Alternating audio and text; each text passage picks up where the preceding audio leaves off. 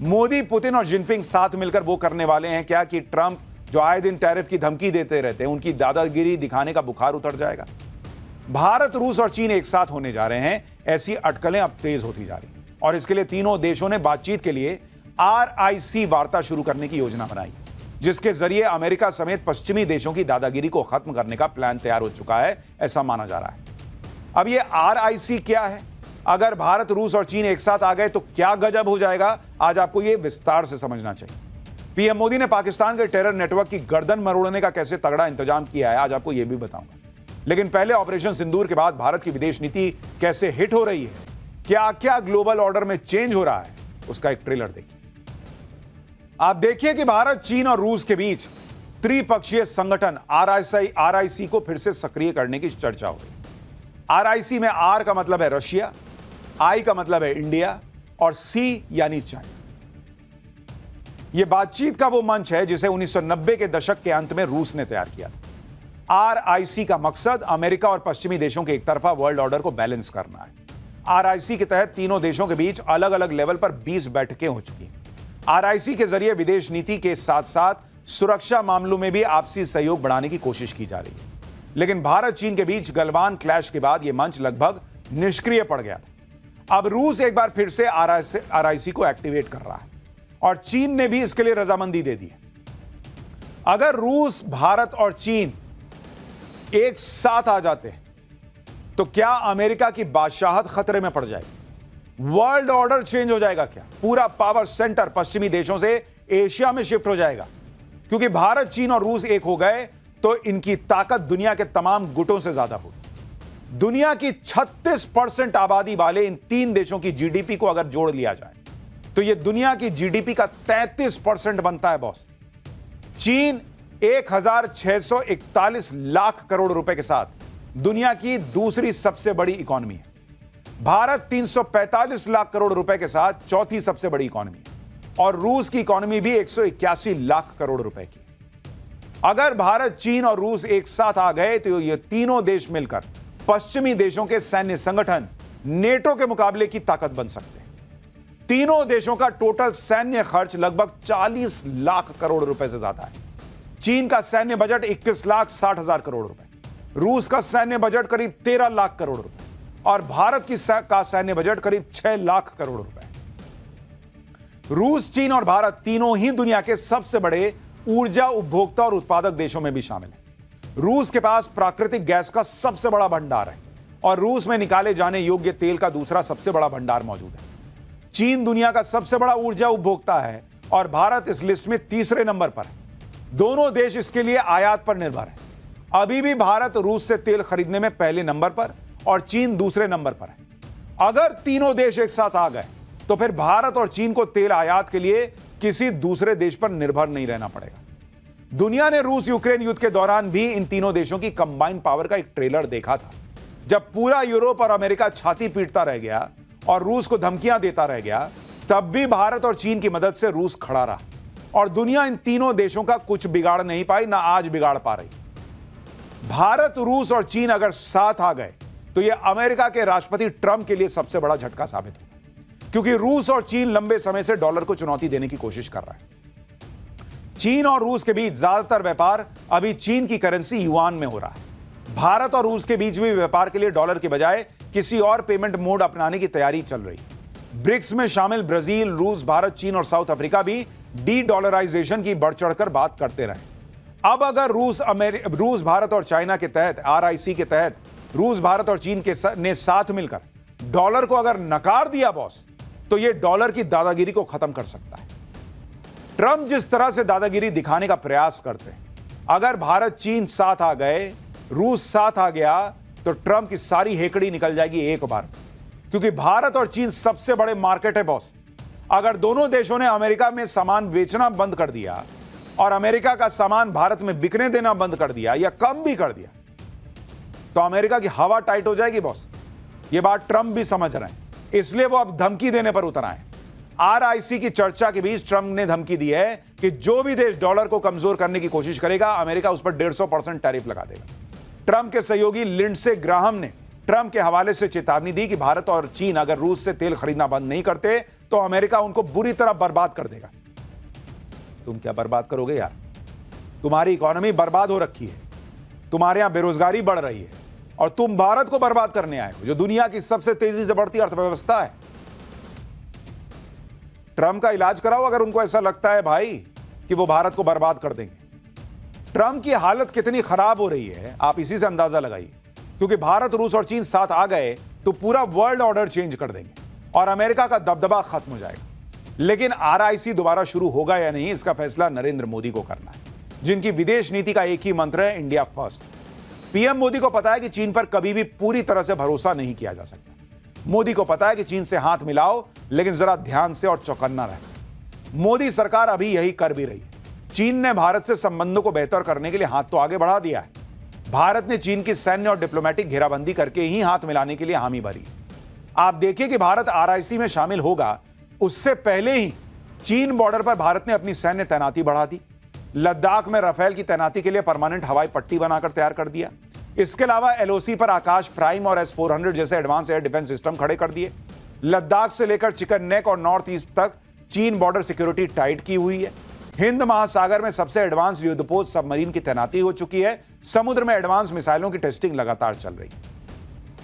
यानी भारत चीन से अगर दोस्ती करने की दिशा में बढ़ने का भी सोच रहा है, तो भाई जैसे फिल्मों में नहीं दिखाता है कि आप मिलने भी गए ऐसे आदमी से जिस पर भरोसा नहीं किया जा सकता है तो पूरा 4 ठो खोस के गए, वैसे ही भारत ने तैयारी की हुई है कि पूरा एकदम तैयारी कर दो, चीन को पता रहे कि धोखा देना बहुत मुश्किल है। यह मोदी सरकार की विदेश नीति का दम है कि जो चीन हमेशा पाकिस्तान की साइड लेता था, वो भारत की तरफ दोस्ती का हाथ बढ़ा रहा है। अंतर्राष्ट्रीय डिप्लोमेसी में बड़े देशों के बीच संबंधों का बेहतर होना हमेशा तनातनी से बेहतर होता है। भारत चीन को लेकर उसी दिशा में आगे बढ़ रहा है। पिछले साल अक्टूबर में पीएम मोदी और चीन के राष्ट्रपति शी जिनपिंग ने रूस में ब्रिक्स सम्मेलन के दौरान मुलाकात की थी। गलवान संघर्ष के बाद यह मोदी और शी जिनपिंग की पहली द्विपक्षीय बैठक। इसके बाद पिछले महीने यानी जून में रक्षा मंत्री राजनाथ सिंह और एनएसए अजीत डोभाल चीन गए, एससीओ की बैठक में हिस्सा लिया। अभी 13 जुलाई को ही भारत के विदेश मंत्री एस जयशंकर ने चीन की यात्रा की थी, जहां उन्होंने शी जिनपिंग समेत कई बड़े मंत्रियों के साथ बैठक की थी।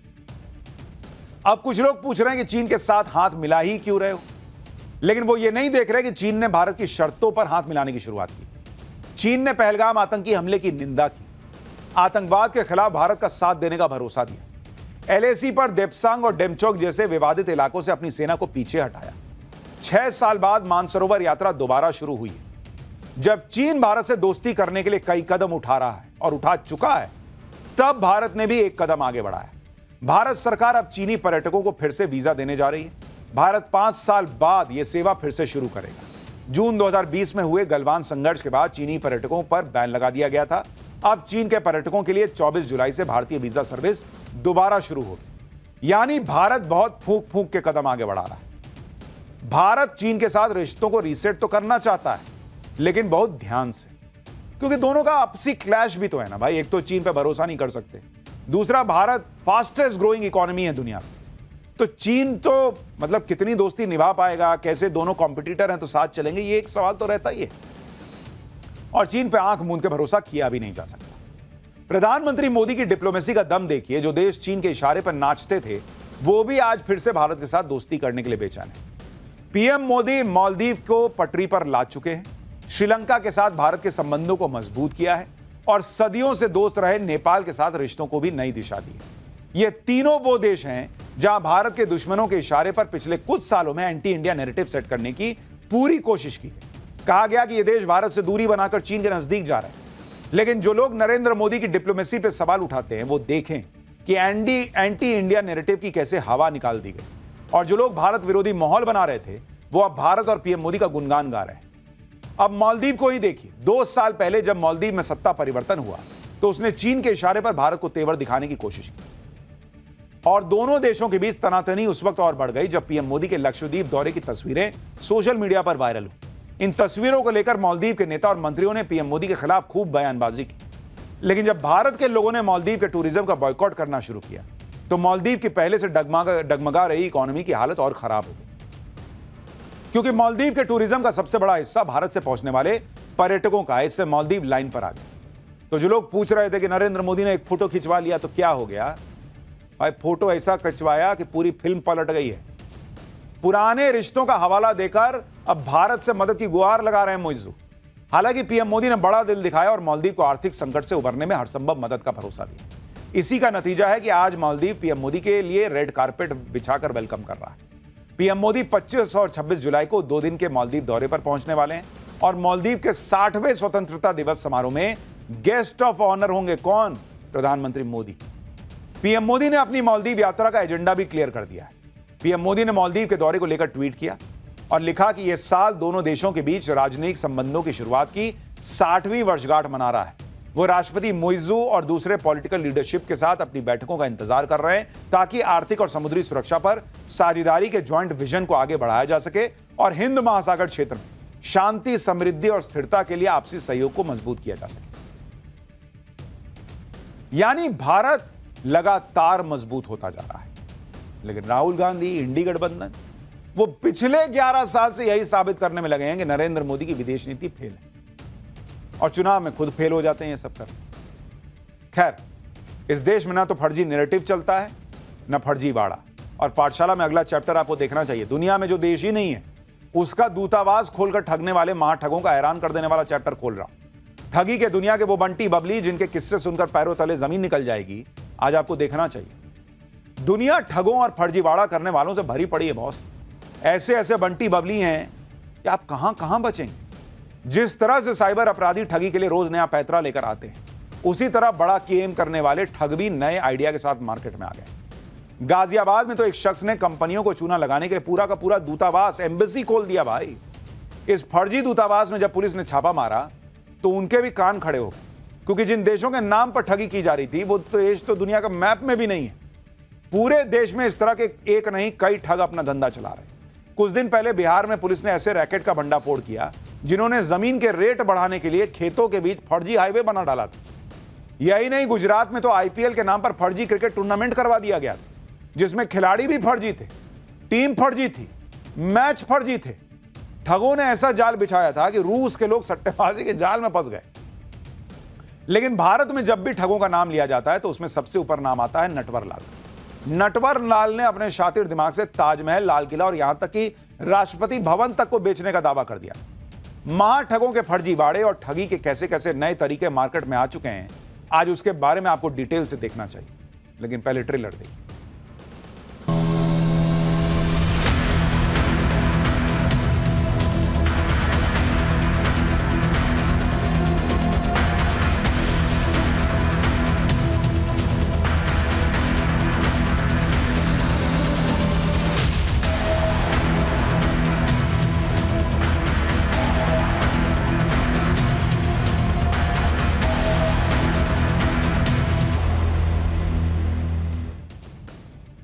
देश भर में हुए ठगी के कारनामों की लिस्ट बहुत लंबी है, लेकिन सबसे पहले बात दिल्ली से सटे गाजियाबाद की, जहां यूपी एसटीएफ ने अवैध रूप से चल रहे फर्जी दूतावास का भंडाफोड़ किया और इस पूरे फर्जीवाड़े को ऑपरेट करने वाले आरोपी हर्षवर्धन जैन को धर दबोचा।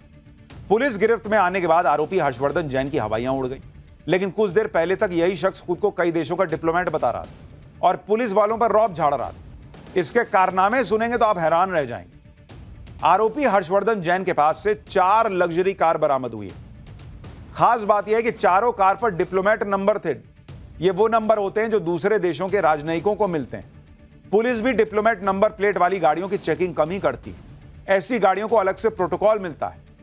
लेकिन हर्षवर्धन जैन तो इन फर्जी नंबरों के बल पर ठगी का धंधा ऑपरेट कर रहा था। आरोपी हर्षवर्धन जैन इतना शातिर है कि उसने इस पूरे खेल को ऑपरेट करने के लिए गाजियाबाद के पौष इलाके में किराए का एक मकान लिया हुआ।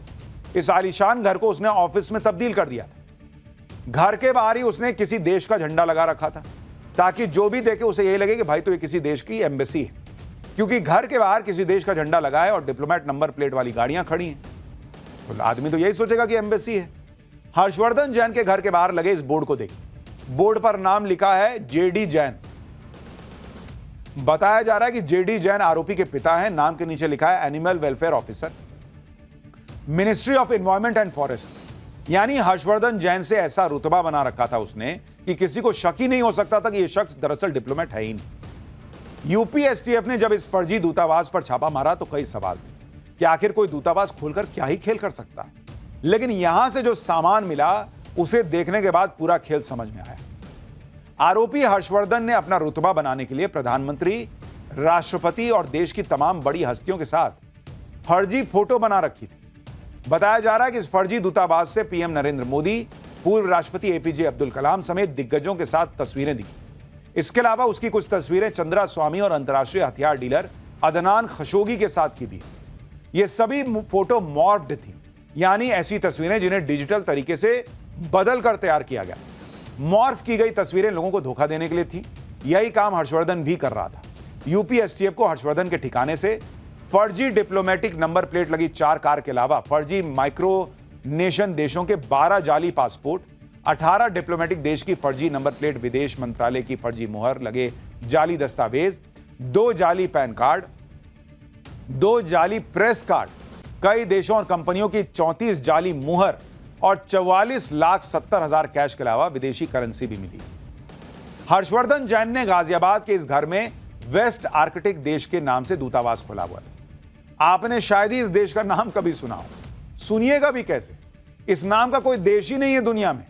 यूपी पुलिस भी यही जानने के बाद हैरान रह गई। यूपी पुलिस के मुताबिक हर्षवर्धन जैन खुद को जिन माइक्रोनेशन देशों का डिप्लोमेट बता रहा था, उसमें से कई देश तो अस्तित्व में ही नहीं। हर्षवर्धन जैन ने जिन देशों के नाम बताए उसमें पोल्विया और लोडोनिया को संयुक्त राष्ट्र से कोई मान्यता भी नहीं। मतलब पोल्विया और लोडोनिया नाम के कोई देश इस दुनिया में है ही नहीं। जबकि सेबोर्गा इटली में एक गांव है जिसे देश का दर्जा भी प्राप्त नहीं।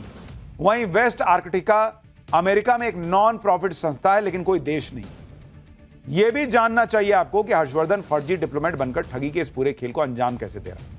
पुलिस के मुताबिक हर्षवर्धन ने माइक्रोनेशन देशों का डिप्लोमेट बनकर प्राइवेट कंपनियों को ठेके दिलाने के नाम पर दलाली का काम शुरू किया। लोगों को विदेश में काम दिलाने के नाम पर ठगी करता था। शेल कंपनियों के जरिए हवाला रैकेट चला रहा। हर्षवर्धन जैन दिल्ली के पास बैठकर फर्जीवाड़े का रैकेट चला रहा था, तो दिल्ली से दूर बिहार के पूर्णिया में बिल्डरों ने ऐसा कारनामा कर दिया जो आज तक आपने नहीं सुना होगा। पूर्णिया में एक फ्लाईओवर पर बुलडोजर एक्शन का विरोध हो रहा है। स्थानीय लोग बुलडोजर के आगे खड़े हो गए। किसी भी हाल में ये लोग पुल को गिरने नहीं देना चाहते।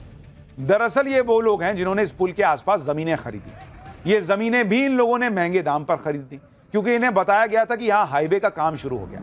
पुल का एक हिस्सा बन भी गया है, जिसके बाद लोगों ने इन्वेस्ट कर दिया, क्योंकि हाईवे के करीब जमीन की कीमत बढ़ जाती। लेकिन इसी के बाद पूरे फर्जीवाड़े का खुलासा हुआ। प्रशासन की टीम पहुंची और लोगों को बताया गया कि यहां कोई हाईवे है ही नहीं बॉस, ये पुल फर्जी है, सड़क फर्जी है।